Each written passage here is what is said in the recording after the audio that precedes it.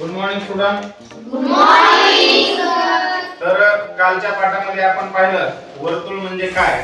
त्याचबरोबर आजच्या पाठामध्ये आपण पाहणार आहोत वर्तुळ आणि वर्तुळाचे जे भाग असतात, त्रिज्या असेल, व्यास असेल, त्याचबरोबर त्रिज्या आणि व्यासाचे जे गुणोत्तर आहे त्याला पाय म्हणतात. या संदर्भात आपण आज अधिक माहिती पाहणार आहोत. तर चला तर मग सुरू करूया. वर्तुळ म्हणजे काय. जसं की आपण या व्हिडिओ मध्ये पाहत आहोत की हे वर्तुळ आहे आणि हा वर्तुळाचा केंद्रबिंदू आहे.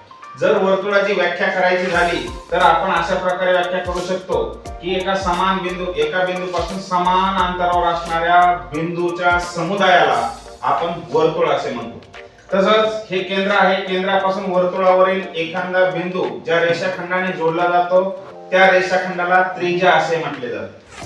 त्याचबरोबर वर्तुळावरील कुठलेही दोन बिंदू जर केंद्रामधून एखाद्या रेषाखंडाने जोडले, म्हणजे केंद्रामधून जाणारा एखादा रेषाखंड, बघा आता इथे मी एक रेषाखंड काढत आहे जो की केंद्रामधून गेलेला आहे आणि वर्तुळावरील दोन बिंदू त्या रेषाखंडाने जोडलेले आहेत. मग याला काय म्हणतो आपण, व्यास असे म्हणतो. आणि या व्यासलाच इंग्रजीमध्ये डायमीटर असे म्हटले जाते.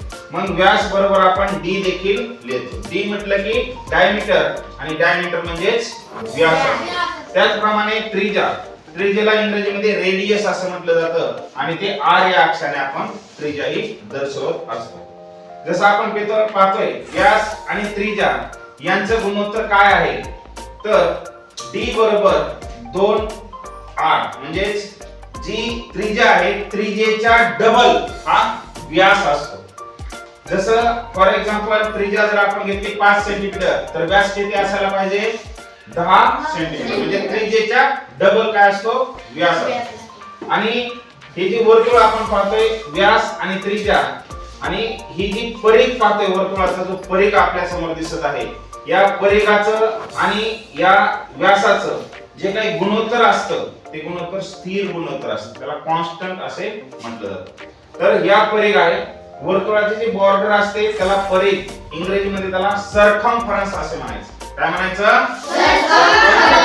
आणि त्याला सी या अक्षराने दर्शवलं जातं. तर परिघ आणि जो व्यास आहे, जी त्रिज्या, म्हणजे आपण ते पाहतोय की त्रिज्येच्या डबल काय असतो, व्यास असतो. आणि व्यासाचं सरकम म्हणजे परिघाचं जे गुणोत्तर असतं ते स्थिर गुणोत्तर असतं. आता या स्थिर गुणोत्तरालाच पाय असे म्हटले जाते. जसं आपण पाहतोय बघा इथं की वर्तुळाचा परिघ आहे, व्यास आहे, त्रिज्या आहे. परिघ म्हणजे काय, सरकमफरन्स. व्यास म्हणजे काय, डायमीटर. आणि त्रिज्या म्हणजे काय, रेडियस. तर आता आपण पुढे पाहूया. हा जो परिघ आहे या परिघाचं आणि व्यासाचं जे काही गुणोत्तर असतं त्याचं एखादं आपण उदाहरण पाहूया. बघा इथं पाहतोय आपण गुणोत्तर घ्यायचे आपल्याला परिघाचं आणि व्यासाचं. परिघाला काय म्हणतो, सी डिवाइड बाय डी, म्हणजे परिघ आणि व्यास यांचं जे गुणोत्तर आहे, गुणोत्तर आपण पाहिलं ना, गुणोत्तर कसं लिहितो, जसं इथं लिहिलं मी सी डिवाइड बाय डी. आता यांचं जे गुणोत्तर आहे, समजा मी एक उदाहरण घेऊन सांगतो तुम्हाला. एखादा मी कॉइन घेतला आणि त्या कॉइनचं जे परिघ आहे, मला परिघ मी त्याचा 3 घेतला आणि त्याच एखाद्या कॉइनचा 1 रुपयाचा कॉइन समजा, त्याचं डायमीटर जे आहे, डायमीटर म्हणजे काय, तर व्यास घेतला 1. तर यांचे जे गुणोत्तर आहे जसं सी डिवाइड बाय डी, म्हणजे परिघ भागाकारात व्यास, यांचं गुणोत्तर घेतलं 3:1 बरोबर काय येणार आहे, 3. किंवा आणखी थोडंसं एखादं दुसरं उदाहरण घेऊया. एखादं मोठं मी थोडंसं वर्तुळाप्रती चाक घेतलं, मोठं एखादं वर्तुळाप्रती चाक घेतलं आणि त्याचं जे परिघ आहे तो 27 आहे समजा, 27, आणि त्याची जी डायमीटर आहे, डायमीटर किती घेऊया आपण, डायमीटर म्हणजे व्यास 9 घेतलं डायमीटर. आता यांचं गुणोत्तर आहे सी डिवाइड बाय डी, म्हणजे 27 भागाकारात 9. उत्तर काय येणार आहे, 3च येणार आहे. 9 3 27. म्हणजे आपण जरी कुठलाही एखादं वर्तुळ घेतलं, छोटं वर्तुळ घेतलं, जेवढा आपण व्यास घ्याल तेवढा परिघ वाढणार आहे. व्यास कमी केला परिघ कमी होणार आहे. म्हणजे या वर्तुळाचं जे परिघ आणि व्यास आहे यांचं गुणोत्तर स्थिर असतं. स्थिर म्हणजे कसं, की मोठा वर्तुळ घेतला, एखादा 10 व्यासाचा वर्तुळ घेतला, त्याचे परिघ मोठा येणार आहे, बरोबर. दोन व्यासाचा वर्तुळ घेतला त्याचं परिघ लहान येणार आहे. तर यांचं गुणोत्तर नेहमी कसं असतं, स्थिर असतं.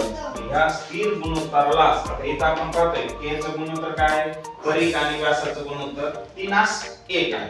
3:1 आहे. म्हणजे आता हे गुणोत्तर स्थिर असतं. या गुणोत्तराला याची जी व्हॅल्यू काढली गेली ती 3.14 अशी काढली आणि त्यालाच आपण पाय असे म्हणतो.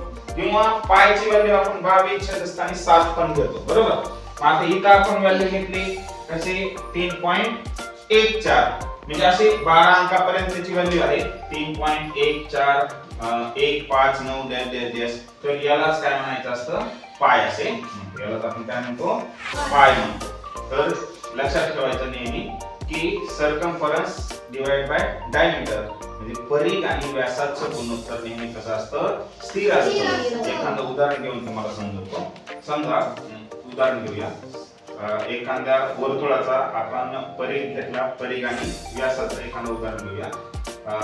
इथं बघा, परिघ आणि व्यास या दोन्हीचं जे गुणोत्तर असतं स्थिर असतं त्यालाच काय म्हटलं जातं, पाय असे म्हणतात. आता तुम्हाला जर काय विचारलं पाय म्हणजे काय, तर सरळ सांगायचं पाय म्हणजे काय, तर परिघ आणि व्यासाचं गुणोत्तर म्हणजे पाय आहे. तर आपण इथं सर्कम्फरन्स म्हणजे एखाद्या वर्तुळाचं जर आपल्याला परिघ काढायचं असेल त्याचं सूत्र आपण इथे घेऊ शकतो, सर्कम्फरन्स. आता हे डी इकडे भाग करायचा, इकडे आलं तर गुणाकार होणार आहे. म्हणजे सर्कम्फरन्स बरोबर पाय डी आणि सर्कम्फरन्स बरोबर 2 पाय आर. कारण डी ची किंमत किती काढली आपण इकडे 2 आर काढलेले, त्याच्यामुळे सर्कम्फरन्स आपल्याला इथे सूत्र मिळालेलं आहे. एखाद्या वर्तुळाचा परिघ काढायचा असेल तर आपण हे सूत्र वापरू शकतो. एखादं उदाहरण घेऊया. समजा एखाद्या वर्तुळाची त्रिज्या ही 3 सेंटीमीटर आहे आणि 3 सेंटीमीटर किंवा मीटर काही म्हणा, आपण 3 घेऊया, त्याचं एकक घेतलेलं नाही. आणि त्याचा जो परिघ आहे तो परिघाचं सूत्र काय काढलं आपण आता, 2 पाय आर.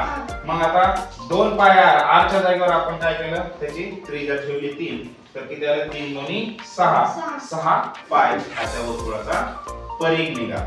है ना. दुसरं उदाहरण एखादं घेऊया म्हणजे तुम्हाला आणखी थोडक्यात क्लिअर होऊन जाईल. सर्कम्फरन्स बरोबर 10 घेतली, एखाद्या वर्तुळाचा परिघ आपण किती घेतला, 10 घेतला आणि त्या वर्तुळाचं जे काही सूत्र आहे सर्कम्फरन्स काय आहे, सर्कम्फरन्स बरोबर पाय डी किंवा 2 पाय आर. हे दोन पैकी कुठलेही एक सूत्र आपण वापरू शकतो कारण डी ची किंमत किती आहे, 2 आर आहे. मग आता सर्कम्फरन्स 10 घेतलेली आहे तर सर्कम्फरन्स पाय डी म्हणजे 10 बरोबर पाय डी. तर इथं आपल्याला डी ची किंमत काय आहे, पाय तिकडे गुणाकारात आहे, इकडे आलं तर